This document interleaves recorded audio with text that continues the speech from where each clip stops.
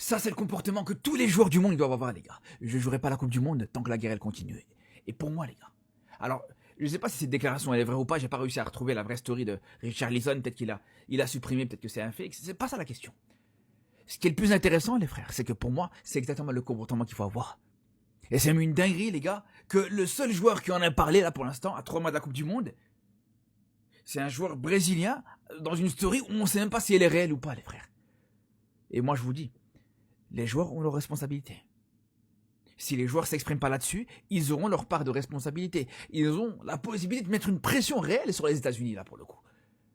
Là, aujourd'hui, tu es joueur de foot. Tu as la possibilité d'arrêter une guerre. Et vous allez me dire, ouais, non, mais c'est que des joueurs de foot. Non, mais nanana. Les gars, c'est déjà arrivé. C'est déjà arrivé, les gars. Des joueurs de foot ont déjà arrêté des guerres. C'est quelque chose qui peut déjà arriver, les frères. Donc aujourd'hui, moi, je vous le dis, c'est à eux de prendre leurs responsabilités. De menacer un boycott de cette Coupe du Monde, de ne pas participer à cette Coupe du Monde, si les événements continuent. Parce qu'au bout d'un moment, il y a un moment donné où ce qui sera total, les gars. Il faut se le comprendre. Il faut le comprendre. À un moment donné, la barrière a déjà été franchie. Il y a beaucoup de barrières qui ont été franchies, déjà, j'ai envie de vous dire. Mais là, il y a un moment donné où il y aura plus de point de il y aura un point de retour, tout simplement.